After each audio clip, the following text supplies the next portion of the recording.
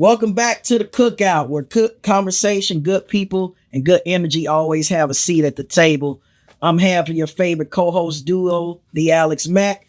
We got my boy Dapper Dom. What up? And today, we got another incredible special guest here during Women's History Month. But, before we get to that, we got to handle house business. Let them know, Dom. Hey, first of all, also, I might have to get a Dapper title to you. Okay. I've known you about 5 years. I didn't see you in the same shoe, same outfit. Yeah. You might need to take that title. No, man. Speaking of, look, I got my boy, Dr. Oh, yes, sir. Yeah. Visionary on today. Former guest. Yeah, former guest. He was on the podcast last year. Y'all go check out the episode. Also check out his website too. Yes, but y'all know house rules. Go ahead and hit that like, share, subscribe button. Each one reach one. What you tell them to do? Tell a friend to tell a friend. Tell a friend to tell a friend. And whether you listen to us on Apple, Spotify, or watching us on YouTube, we appreciate you accepting our invitation to the Cookout. Now, introducing our illustrious guest here. Yeah. Y'all are starting already. Yeah. She's a native of Oklahoma and a 2018 U of A grad. She is the owner, founder of Essence Chiropractic. Did I write 2018? Yes, you did. Was that when I was there? Hey, this is live right Yeah, now. that's right. That's right. Never mind. I didn't think about it. Oh, boy, she showed me that. I graduated a lot of times. I didn't think about it. Okay. All right. Okay. Yeah. Oh, as I was saying, owner and lead chiropractor of Essence Wellness in Fayetteville, Arkansas. She is the current Black American Chiropractic Association. You were so close. Emma, I was so close. You were so close. Give it to him. American Black Chiropractic Association. We just flipped. We just flipped them words. Yes. I'd write And youngest. And she's the youngest. What else? You got one more thing. I don't remember that one that I'd say already. Come on. Okay, so we said the Doctor of the Year thing. Fine. We said I'm from Oklahoma. Fine. Just thanks. You a big grad. Oh yeah, I did go there. Facilitator. That's what it is. I'm sorry, I forgot my own fun facts. Put some respect on this young woman's name. There, we gonna sum it all up and just let y'all know that right now. That's what it is. I'm the only Black-owned wellness multidisciplinary practice in Arkansas. All right. Yeah. Wellness or otherwise, Yeah, actually. clap that up. Come on now. We clap it up with the Cookout. Yes. Yeah. But before we just get into it, we like to chop it up. And so if you're not familiar with this show, we just kind of catch up, talk about current events. But I want to kick, or just a little appetizer what's going to come later on in the show. But I want to ask you, because I think you got your bachelor's in psychology, right? Mm-hmm. So when did you know that you wanted to take this path of health and wellness, whether it's mental or physical? Well, I started off college as an undergrad pre-med biology major. I was like, I'm going to be a doctor. I've known this my whole life. This is not like new information. But then everything kind of took a shift in my junior year of college, in which basically I injured my back and they were like, the only option left for you is to have back surgery. And I was like, at the time, I was only 19. So I was like, I'm 19 years old. I don't think that's what I should be doing. Okay. I feel like that's not the vibe. And honestly, the main reason why I didn't have back surgery was because I was like, I'm trying to go to med school. I don't have time to be on like bed rest and like relearn how to walk, or like, what if I get paralyzed? Like, there were just like too many factors. So I was like, okay, no. So they're like, well, the only thing we have left for you is pain management, which is basically they just send you to this place. They fill you with like pain prescriptions every month, come back the next month, do the same thing again. And it's like a cycle of like non-improvement, basically. They're just like, well, this is as good as you're going to get. We're just going to keep you here. Make sure you don't get worse, I guess. So it's like, is it mental injections? Yeah, so it was injections. It was opioid prescriptions. It was cortisone shots. It was steroid shots. It was a bunch of stuff. And I was like, I don't really think that's like what I'm into. Also, when I was an undergrad, it was like the peak of like the opioid crisis and all of that. So I was like, if I start taking this now, next thing you'll see me on somebody's curb, like laid out, literally, right? Like that's like a real possibility. So I was like, absolutely not. I'm not even interested in taking them. I actually got fired from my pain management clinic I was going to because because I was telling them every month that I'm like not comfortable taking these medications. I refuse to take them. I wasn't even filling the prescriptions. And they basically accused me of like selling my prescriptions. And they're like, we're going to call the police. And I was like, all right. Okay. You don't under trafficking, but you really just trying to. No, I was like, I was like, you guys can check with the pharmacy. I've never fulfilled any of these. And like the type of medications I'm prescribed, you can't just like give the script to someone. You have to have like an ID and like all these things. And so it was like, all right, very neat. So anyway, I got fired from that place. And that's when I was like, there's got to be something else out there. And so that's when I was back in Oklahoma. I was just hanging out with my friend who I knew his dad was a chiropractor. Like we grew up together. We were like having like I want to say it was like a Star Wars movie marathon or something. So they're long movies. We were sitting still for a long time. And if any of you have ever had back pain, you know that if you try to like move positions after being still for a minute, you're like, oh. And his dad's like, are you good? And I was like, I'm fine. Thank you for asking. I am swell. Never been better, actually. And he was like, why don't you come down to my office? We can like do some stuff. And I was like, yeah, like, in my mind, I'm like, what the hell is chiropractic? Like, that's something white people do. I don't know. I mean, they have a nice house and like your mom doesn't work. So like, I guess like it's working for y'all, but like really what is chiropractic, right? So fast forward, I go to his office, do all the things, the x-rays, he adjusts me, this and that. I stand up and I was pain-free. First time I was pain-free in probably like 9 months. No medications, nothing. Just like natural intervention. Okay. And I was like, wow, this is like really crazy. And as I was leaving his office, I'll never forget this. Dr. Daniel Rowe, that's his name. And he was like, I mean, I was right about chiropractic helping you. And do you remember when I told you that I thought you would be a good chiropractor when I first met you when you were 14? And he was like, I've been right all day. So why would this be any different? And I was like, you know what? All right. And he was like, I told you so. And then next thing I know, I'm back at college in, what is it, that January, like after Christmas break, and changed my major to psychology because whatever. And then I just did because I thought it was fun. And then I was like, I'm going to go to chiropractic school. I'm going to be a chiropractor. This has changed my life. More people of color need to know about this and be involved with it because everything you need to heal is already within you right here. Right. Love that. Yeah. Which is a great Seattle's good. Yeah, into the meat and potatoes of the show, what we like to call like what's on the grill.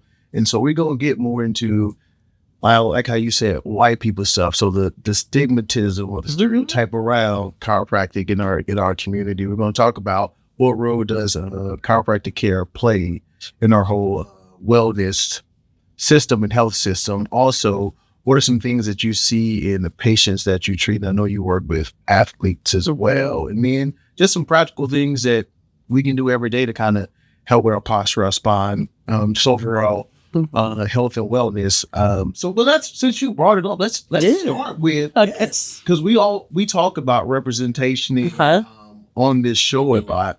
And you said chiropractic felt like some white people stuff.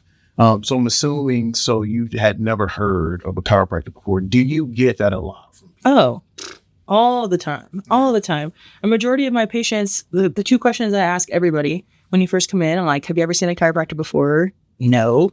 Have you ever seen a chiropractor that looks like you before? Also, probably no. It's just like the nature of the beast. I didn't see or even meet a Black chiropractor until I was already enrolled in school. There's actually I had one Black professor at my school. Yeah. Dr. Thomas. Shout out to you. Yeah. Where did you go? I went to Cleveland University in Kansas City. Yeah. And so not too far from here. I was actually in Overland Park, but like it's a neighborhood of Kansas City. So it's, I don't know, it's very like, it's like Rogers, Fayetteville, like esque, kind of that kind of vibe. Okay. Mm-hmm. Do you go to a chiropractor? I do not go regularly. I've been to probably in my lifetime, I've been to the chiropractor, I don't know, maybe 4 or 5 times, honestly. But I definitely don't go regularly. What do you get is the biggest stigma around chiropractic care in our community? It's not for people of color. Like, what is that? You know, I get the main thing that it comes from is a lot of times the wellness industry is seen as like a luxury service that only certain people are afforded. And that's just really not how I see chiropractic. I was like, everyone deserves to be well. So how can you say that only certain people that can afford it deserve wellness? That doesn't make sense to me. So that's part of it. And then also just like the diversity of like the schools in general. So when I started at Cleveland, my class was the largest class they had at the time, 101 students. And you could probably, actually you could, not even probably, you could count on one hand the number of minority students in my entire class. Yeah. I think you see that as well in corporate America. Mm-hmm. Yeah. There's only one or two of us in a room, part, unless it's a huge gathering. Then it's 3 or 4.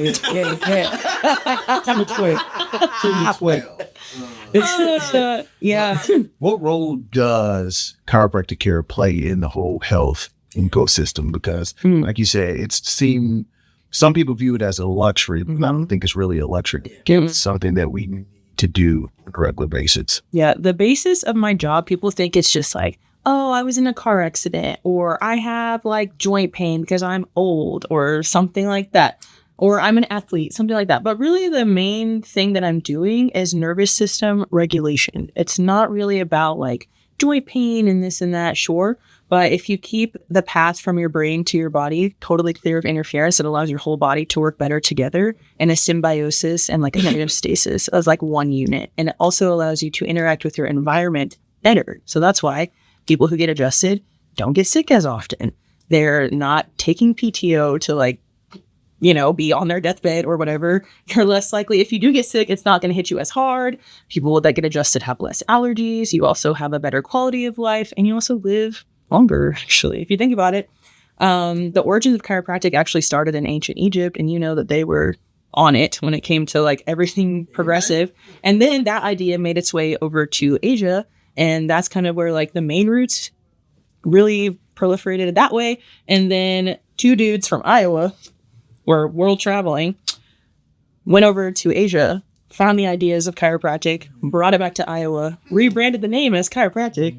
Also, fun fact, the very first chiropractic patient ever was a Black man, and he was a business owner at the same time. And they were just testing stuff out on him, really. Same as Harvey Lillard. Chiropractic literally was built on the back of a Black person. So, like, it's crazy that more Black people are not taking advantage of, like, what wellness services have to offer, because why would you want to be dependent on like a pill, an injection, a certain procedure, when you could just allow your body to heal itself?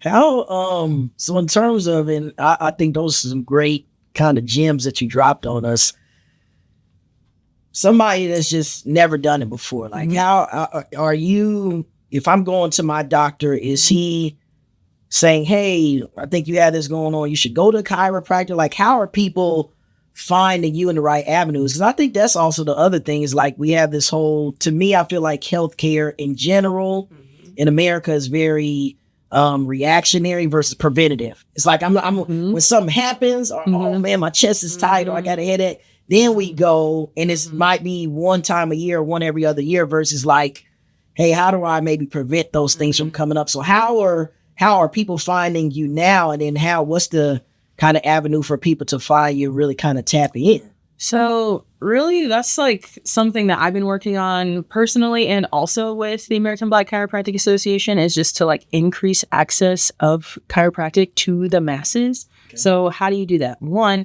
starts with like educating from a young age. So we go to schools, we go to like youth fairs. I take interns from the university, people who have never been around chiropractic before, just to expose them to something different, something new.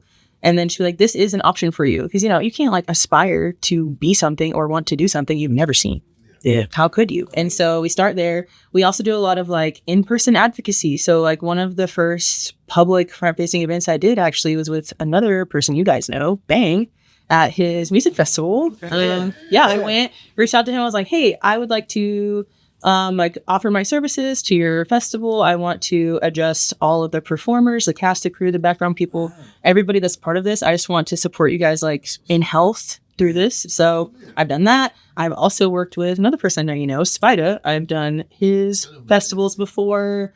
I've done a lot of things. Basically, my thing is to take chiropractic where I know it is not. Mm-hmm. I'm not in the business of like fighting for other people's patients necessarily, like, because there's only about 20 to 25% of people use their insurance benefits on chiropractic. So why would I fight over the 4 people already going? when there's 96 people who have never gone. Why? That doesn't make sense. That's like just a waste of time and inefficient. And then like, poaching other people's patients is whack. Also, like, I'm not into that. I'm like, if you love your chiropractor, I love that you love them. But if you don't, like, I'm in Fayetteville. You don't. But, free promo, right? Yeah, I'm just saying. And then my other thing that I do to reach out to people is social media. Yeah. Actually, another fun fact, my very first patient ever was someone I did not know from Instagram. Wow. First patient. Yep. Ever. First day, first appointment, 8 a.m., first patient. She's an artist. She's still my patient to this day. Yeah. Mm-hmm. You talk about, like, I feel like with all of our guests and with ourselves, these 3 words come up a lot. You talk about access, you talk about exposure, you talk about education, which I really feel like is the hub of what we feel the Cookout is about, is bringing people like you to say, like, hey, in the M&M's commercial, they do exist. Like, this is somebody that's real, and just the passion that you kind of talk about in terms of reaching out to others, because specifically in our community, we know that we're very behind in terms of even tapping into our regular doctors, let alone saying, hey, like, I'm going to go. And we've talked about this with therapists that we've had here, and the other underutilization of them within their field, and definitely with chiropractors. So it's definitely a theme that we kind of see, within these spaces. I would kind of add on to that piece. You talked about kind of going places where, others are not. What's kind of behind that? Were there, mentors and different people? I know you talked about, the first person that kind of, said, hey, I think you would be good at this. Were there people that instilled that within you to kind of go and do that? Is that something that's intrinsic? Where did that kind of come from? I don't know. I was always just kind of like raised in an environment of service. Both of my parents were in the Army. My mom's a teacher now. My older sister was in the Army as well. She's also a teacher now. So we're just service people. It's like, if you can do something for someone else and it's not going to like kill you to do it, I'm going to do my best to try to help somebody out. That's really why I became a chiropractor. Honestly, it's really out of like service. So from my very first adjustment ever, so like with Dr. Rowe all the way to like every mentor I've ever met along the way, everybody that's ever helped me was just doing it out of service. So it's like, I'd be damned to not like help the next person, like that's crazy. Why would I push the ladder down once I make it up there and be like, good luck. You know what I'm saying? Like, you make it there. Hi, Brokey. Like, good luck. I'll like parachute down some food. Maybe. But, I'm just not built like that. Like, even like one of the very first events I ever did, once I became licensed, it was actually with the Boys and Girls Club, and I offered free back to school physicals for like all the kids that were there. Because they did like a school supplies drive thing in the summer, and they do like free haircuts and whatever, all this stuff. So I was like, why not? Like, these, that's like an access barrier for a lot of kids, is like, you can't play sports at school if you can't afford to get the physical. Yeah. Or if your parents can't take off work to take you, So it's like, I never want a kid to not be able to do something because of a situation they can't control, which is why I'm also one of the very few chiropractors that takes like Medicare, Medicaid, and AR kids. Okay. Yeah, that's love. As you go around, what are some misconceptions about chiropractic? The biggest misconception is that it's going to hurt, or it's like going to like cause some sort of negative like adverse thing, like death or a broken bone or something like that. But according to the American Chiropractic Association, less than 1 in 1 million chiropractic events, so like getting adjusted, causes some sort of like negative effect. And it's usually due to either practitioner error, which is the same with any other doctor you're going to go to, or the person not fully disclosing like all of their health information. So it's really not as dangerous as people think, and it's honestly a hell of a lot more safe than having surgery. I tell you what, I go to a chiropractor. I tell you what makes me nervous though. It's the neck piece. I'm cool with everything else. Just when we get to the neck, I get a little nervous. Sure. Seems kind of dangerous, but like, it could be like a misconception. Train is dangerous. Train is dangerous. Like an untrained person doing that to you, that would be very dangerous. But you saying she got them hands is trained. Yeah.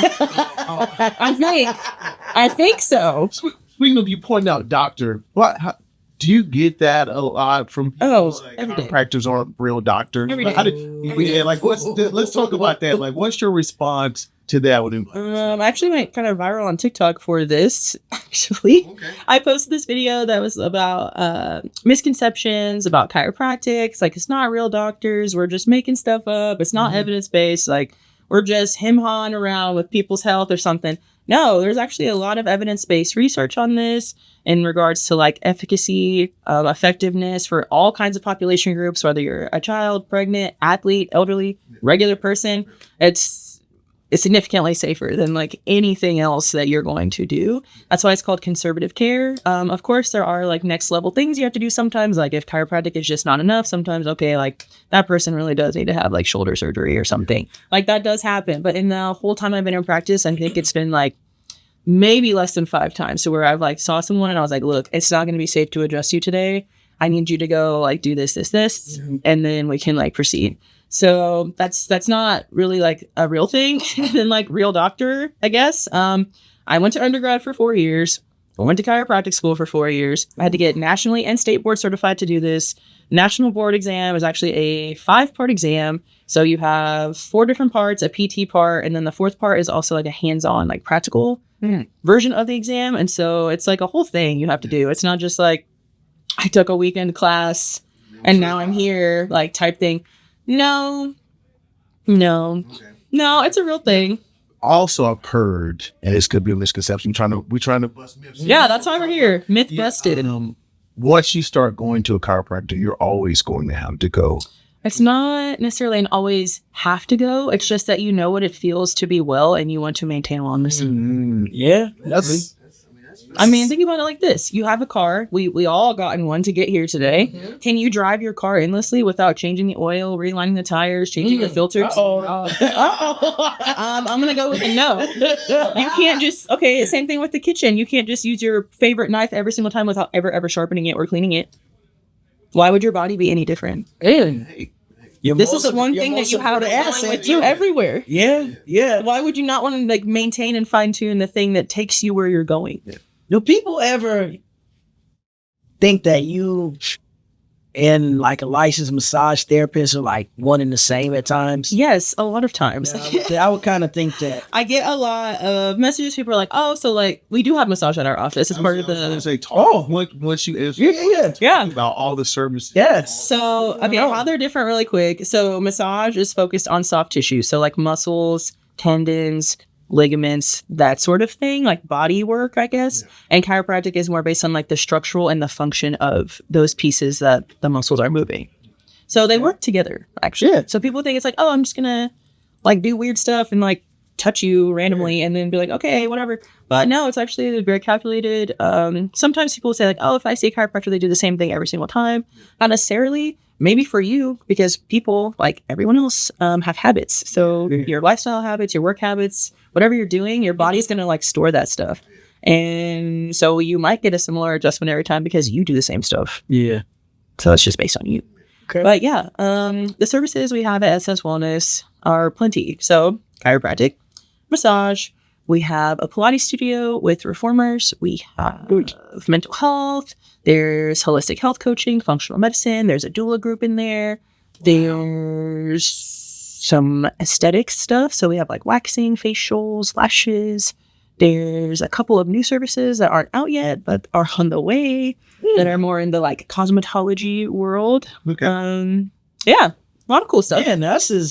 That's pretty impressive. Yeah, like why would you go somewhere else when everything is you got all in one. Under one umbrella. It's Yeah. one stop shop. and they're all women owned too. All the ones I have with me. Wow. Okay. Look at there. Oh yeah, and we have functional strength and rehab too. Forgot about that. And passive assisted stretching. So if you've heard of like the concept of like stretch zones, yes, lab, yep. like we offer those. Yeah, we offer those services in our office as well. And it's just easier for our patients, convenience wise too, to just like do everything at once, and they won't have to like go to like 15 different places to do all their things. And it's like, who has time for that? Especially if you have like a family or a job or something. So yeah, we offer a lot of stuff. So you're a chiropractor, and I think you're an entrepreneur as well, right? So talk us through how you kind of got from the point of like, hey, I want to do this because this is something for me, And then you talked about, having women. So you're empowering women and, through what you're doing. What was your vision like to say, hey, was it always you wanted it to be this expansive, or how did you get there? Yeah, kind of. Okay. I'm not a fan of doing what other people want me to do in the way in which they're telling me to do it, which is why I did not follow in the footsteps of my parents and sister and join the army. What you're not going to do is yell at me. What you're not going to do is tell me where I'm going to be and at what time. When I can eat. I don't think so, brother. I don't think that's going to work for me. I'm like, I've always been a little more independent than maybe needed, but I'm like, I would rather die than do what you want me to do. So sorry. Maybe it's the Scorpio in me. I'm not sure. But I knew from Aquarius, and my dad was trying to push me to the military, and I'm right there. Like I like structure, but not that Not that much. that. Your own structure. Yeah, my own structure. Somebody else telling me. Go to bed when I wake up. Love y'all. Shout out to the armed forces. Yes. And like appreciate y'all. We love you guys. It's just really not for me. Oh man. Best of luck, man. Appreciate you. Prayers up for real. Yes. It's a little tough out here right now. Yes. But yeah, I was just like, I knew from like the first day of chiropractic school, actually, I was like, I will not be working for someone else. I would actually rather be homeless than work for someone else. Okay. So I kind of knew from the beginning. So I aligned myself with like-minded mentors, basically. Okay. So I just reached out to people that were doing practice the way that I wanted to run mine. Yeah. And like, what better way to learn than from someone that's doing it successfully? Yeah. So I just kind of followed around those people and went to seminars and, kept in touch and shadowed over the breaks and all this and all that. So then I graduated from chiropractic school in April of 2022, actually on Earth Day. Fun.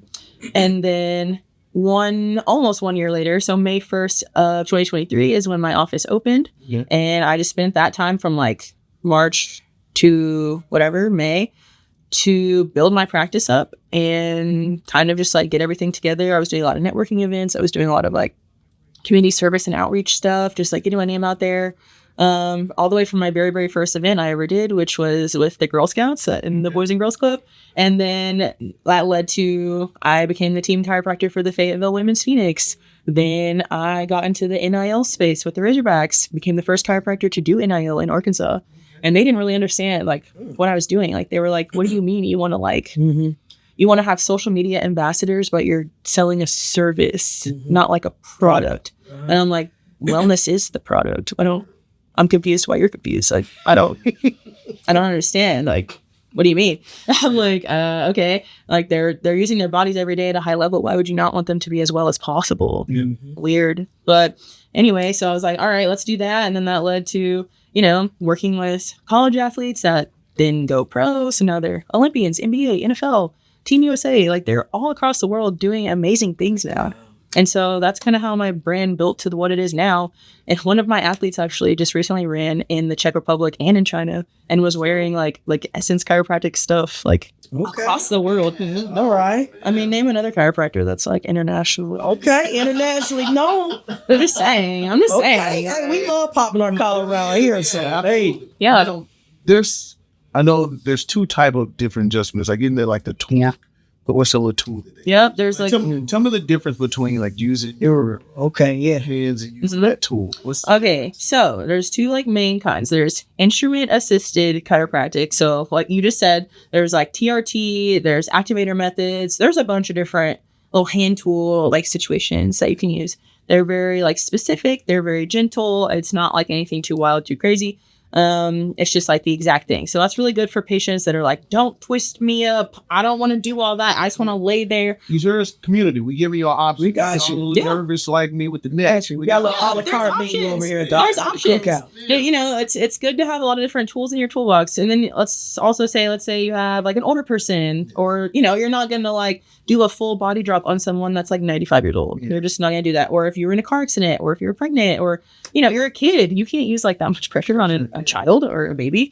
No way. And then the other kind is manual adjusting. So it's like using your hands to do whatever you're doing. And there's like a trillion million different techniques in that. So there's diversified, which is like what most chiropractors do, which is just basically, that just means like a mix of everything. Okay. There's more specific ones like Thompson, Gonstead. There's Webster technique. There's like a trillion million different things you could do. And so I kind of know a little bit about a lot of things, I guess. I wouldn't necessarily say that I like specialize in like one thing or the other. As far as instrument assisted though, I am trained in activator methods. So it's like this little, it's like a T-shaped, like clicky little hand tool thing. So it goes like that. I use that. It doesn't take like batteries, or sometimes they have like this like cord thing. I don't have that one. And then I kind of would say, I guess, on the manual side, I do what's called prone specific. So prone just means laying face down, and it's super gentle. You just lay there. You don't have to do anything. No weird twisting or turning or like we put my leg over like this and like do that. No, it's pretty easy, pretty chill. For most people that come to me that are like, I'm really scared about the neck part, I'm like, listen, I'm just going to, like, usually what I do is I set them up like in what the move would be and walk them through it. Okay. So it's called like informed care. So it's like where you walk them through like step 1, I'm gonna do this, step 2, I'm gonna do this, step 3, we'll do this. And then at the end we would do the actual adjustment. So I like walk them through like what the whole thing would be. And then once we get to that point, I'll be like, if you're ready, we can do it right now. But if you don't want to, we don't have to do it. And usually like 8 out of 10 times they're like, you know what, we're already here. We're good about it. Just go ahead, right? And then there are sometimes they're like, you know what, like I don't think so. And I'm like, you know what, that's fine. I meet people where they are. That's all good. Another example, I have a professional skateboarder patient. He actually broke his neck skateboarding when he was 19. And so the first, I would say maybe 6 weeks of me seeing him, deathly scared, like shaking, sweating, like it was like, he was like, the sound of getting adjusted sounds like when my neck broke. So I really am not into this. And I was like, I totally get that, bro. And he's like, I know this is good for me. And I know like, cause he was starting to get like tics and he was starting to get like neurological problems, like from breaking his neck and like memory loss and like extreme anxiousness, like all this stuff. Right. And he already had all his medical trauma from like the neck break thing and all that. So yeah, it was like 6 weeks of just sitting him in the chair, me setting up the adjustment on what it would be like, and then not doing it. And I'm like, we'll just work on it next time. Don't worry about it. And then eventually he got over it, was totally fine with it, and gets adjusted regularly. And now he's actually a professional, like Nike sponsored skateboarder. Pretty dope. Now, you mentioned athletes a lot. Is majority of your patients athletes, or do you have? I would say at this point, it's probably a good, I would say 40% of my patients are athletes in some regard. So all the way from like literally like mascots, cheerleaders, dance team, all the way to like professional NFL, D1, whatever, 85-star recruit, whatever all this stuff is. I'm not a big sports girl. So they're just like, oh, I'm this person and I do this. And I'm like, I'm just here to I'm like, neat. Like, that's cool. So I'm like, that's awesome. She gave it away when she said 85 star. I was like, that's quite a bit. You know, they might. So people assume you probably played basketball and volleyball back in the day. They do assume that. Yeah. Okay. So Yeah. like any sports? No, I was a competitive dancer. Okay. Mm-hmm. So like I know the world of like, you know, working hard and sweating and like team building and camaraderie. Whatever. But just not that day. I'm like, ugh. I hate a group project. I don't want to do stuff with y'all. So with that being said, athletes are conditioned to push through pain. Yeah. How do you teach them to talk about listening to their body versus like, hey, because coaches say a lot, there's a difference between being hurt and being injured. Mm-hmm. Trying to push you, like how do you navigate that space? Work those same weeks. Most of my athletes I work with are relatively young, so they're not used to getting injured, but when they do, they're like really down. And I'm like, would you rather do prehab and prevent this injury or do rehab and be out for 2 seasons? Bam. Yeah. With eligibility, you only get like what? 4 years, maybe 5 if you do a grad year. You want to waste half that time being hurt? By all means, go ahead. But I'm saying the best of the best, Tom Brady, Michael Jordan, those people get adjusted. Just saying. Speaking of preventative, what are some simple things that, you know, just me, Alex, just your regular. Yeah, I want to be well too.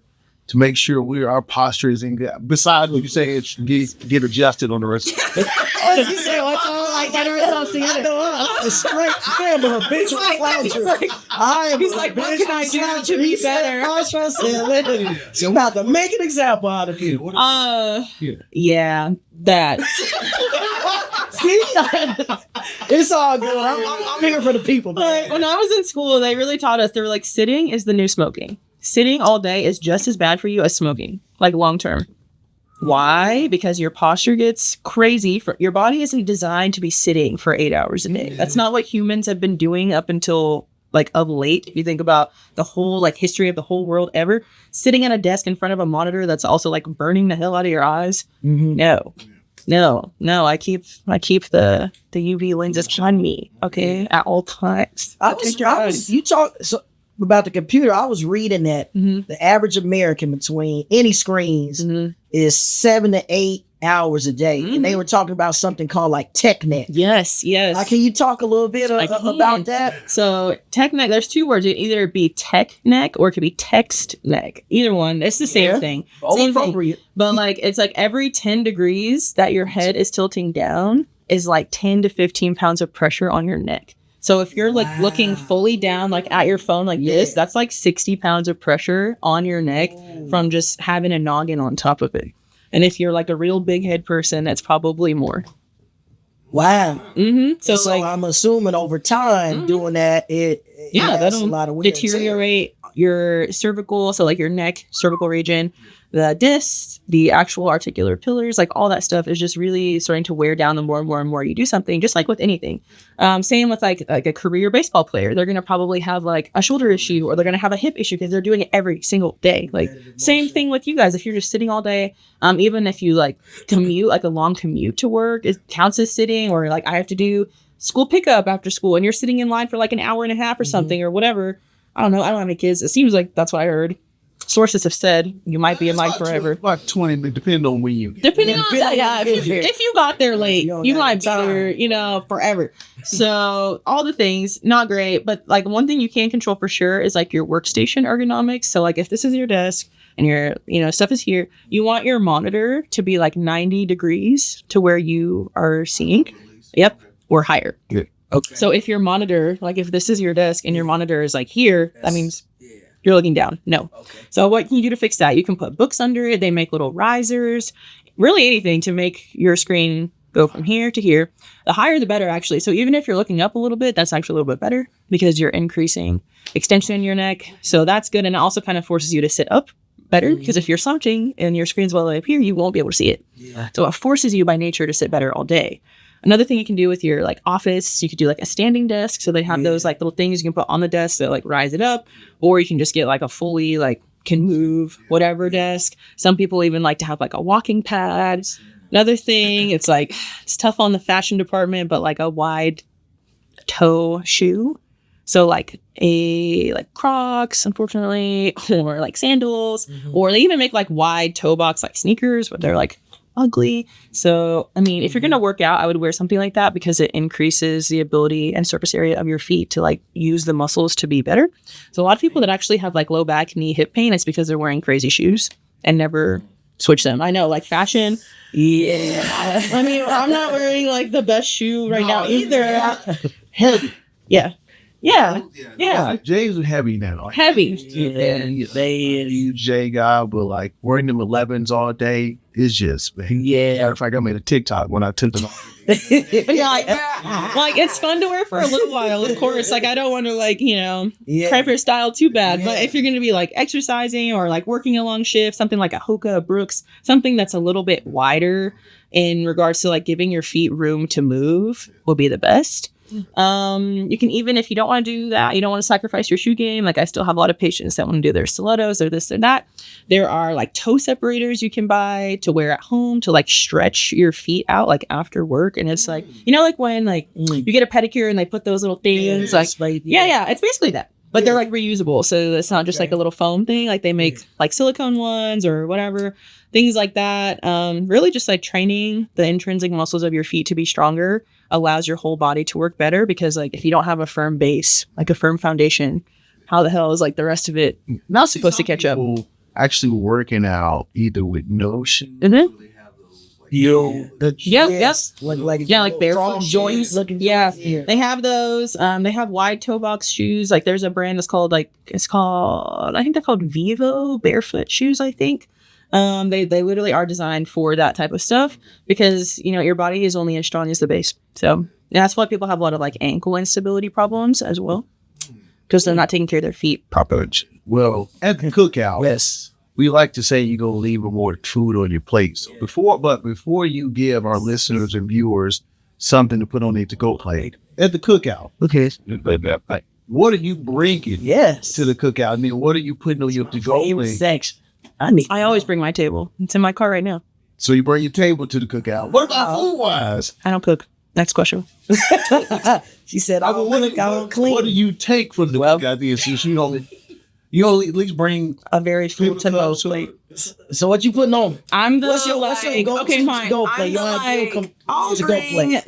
I'm a very like I don't like my food touching person, so I will bring like containers, Okay. like very separate, don't touch stuff containers. Gotcha. I'll be the person that's like, did anyone think to bring napkins? Forks? No one thought about Yeah, that. we the bougie ones. Cause at the cookout, man, you just get down. we We don't need napkins. what you call dust booze. Yeah, she's straight up buffet behind the scenes. She straight was getting on having clean hands. Sorry.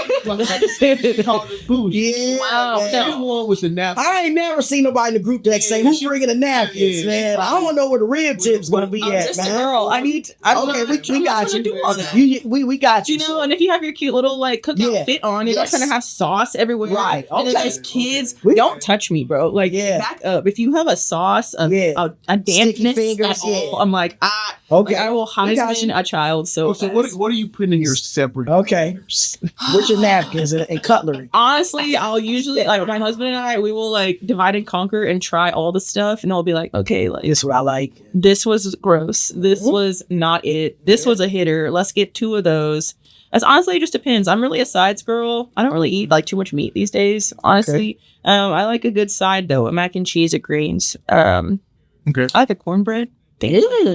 Yes, yes, I'm with you. I like a little, a little cornbread, a Yeah, little honey, a yeah, little drizzle. yes, yes. Yeah, I don't Feel cook that, them, Bo. so they won't be getting anything from me. Okay. If anything, I will bring for sure my own filtered water. It's like, Yet again, Dom. Yet again, it's Dom. not yet again. I think we gonna let the audience be the There's judge. too I much. think they already You know seen what? it. Y'all can conduct your own investigation of what's really in tap water and why it comes out like that. Yeah. I'm not interested in drinking that. Won't do it. Okay, all right. All right. Look. You're free to express yourself in the cookout. We love it. So now, Yes. what do you Medals. want our listeners to take away from today's episode? Bring your own water. That's why you can't take black folks nowhere, man. They act up. They act up. This right here. Bring your own water. Be informed on your health. Preventative conservative care is going to be easier, cheaper, and faster than doing all these other crazy try to fix the problem in 30 days type of things. Why be dependent on a medication when you could just allow your body to work naturally on its own? I don't know. Not. The jury's out there. Black people deserve wellness just as much as everyone else, which is why I'm as accessible as I am. And the whole time I've been open, we've never turned a patient away due to finances ever. Don't do that. We're going to make it work for you every time because everyone deserves to be well. So, that's the other thing too. So we sell like merch and whatnot, like at our office. Well, tell the people where they can find you. Okay. Well, I'm in Fayetteville, 1416 North College, Essence Wellness. Our website is essence-chiropractic.com. I'm on Instagram at Dr. Bree Chiro or also essence.chiro. The same for TikTok, the same for Facebook. You could email me, but don't, because I probably wouldn't respond. Not gonna lie. Really bad with the email, but if you want, it's on my website. There's also a contact page on there. You can like submit questions and whatever. Book an appointment, all the things.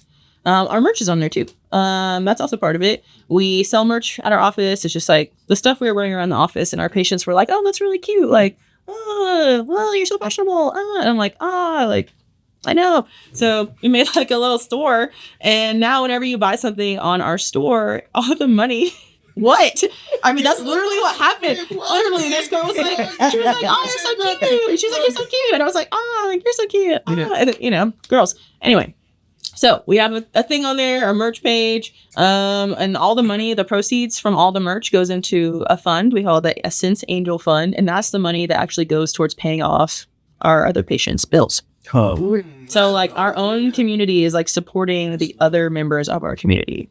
So I don't take any profits from that. It literally goes to write off thousands of dollars of care.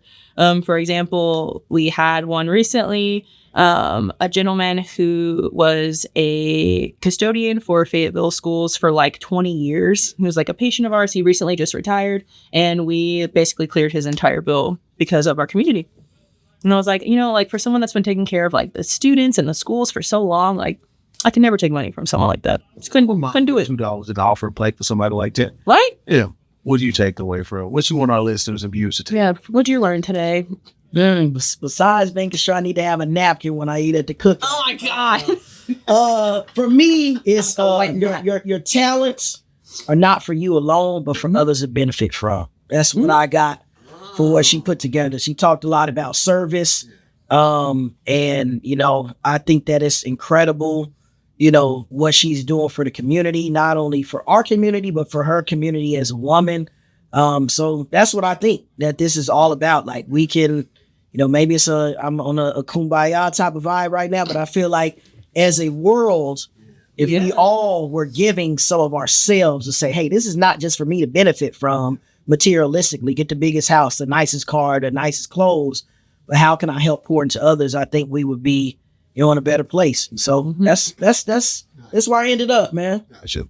I think being able to take her pain and turn it into a purpose. I think that's what I took from it. Back with the bars. Yeah. And so that's what I took away from today's episode. Like things we go through isn't just for us. So now she's turned it into a business, and now she's giving back to the community, and now she's educating the ones that she's pulling people with her. So she turned her pain into purpose.